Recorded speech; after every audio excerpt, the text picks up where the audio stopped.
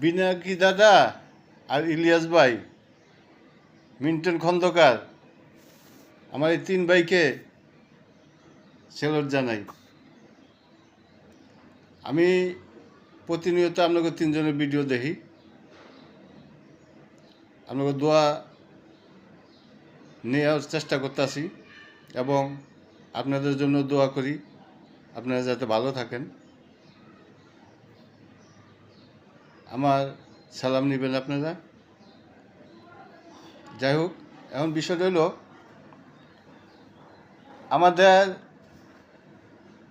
তারেক জিয়া সাহেব, এনার মা যে একজন দেশনেত্রী ছিল, আবশ্যিক নীতি এটা আমরাও মানি। জিয়া রহমানের রাজনীতি খুবই ভালো ছিল, বেগম জিয়ার রাজনীতিও ভালো ছিল, কিন্তু তারেক জিয়া বেগম জিয়া থাকতে তারেক জিয়ার বন্ধু যে দুর্নীতিটা করছে এরা ছত্রছায়ায়, এটা অকল্পনীয়। এখন বিষয়টা হলো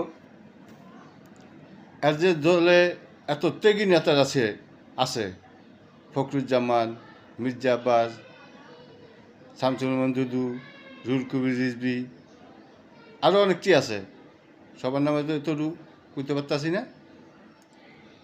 এত ত্যাগী নেতা থাকতে কেমনে খালেদা জিয়ারে অ্যারেস্ট করে জেলখানায় নিল? এত ত্যাগী নেতারা থাকতে কেমনে জেলখানায় নিল? এরা আন্দোলন ডাকছে, ডাকিয়া আরও কাকতের বাসায় যাইয়া বাথরুমে গাও ঢাকা দিয়ে দিয়েছে, ওয়াশরুমে। আর সাধারণ কর্মী যারা ছিল ওরা মাঠে ছিল, যারা দিক নির্দেশনা দিবে হেরা যদি না থাকে ওরা কতক্ষণ কী করব, এরা ছিল। এখন এই 17 বছর দেশে পরে দেশে আইয়া তার মধ্যে আবার কতগুলো রয়েছেন ঋণ খেলাপি, যারা ব্যাংকের টাকা আত্মসাৎ করে বয়ে দিছে, এগুলোর লোকে জড়িত করে লয়ে দিয়েছেন। আমরা তো কি মাইসে ভালো কিছু আশা করতে পারবো?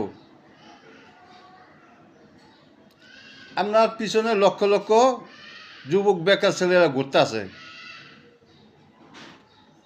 এগুলো কি কোনো কাজ দিতে পারবেন? পারবেন না। তাদের কাছে দিবেন কি? দোকানে দোকানে যাইবা, নানান ব্যবসা প্রতিষ্ঠানে যাইবা, তল দিয়ে 8 টাকা দিয়ে দিবা, এটা ছাড়া তো আর কিছু নাই।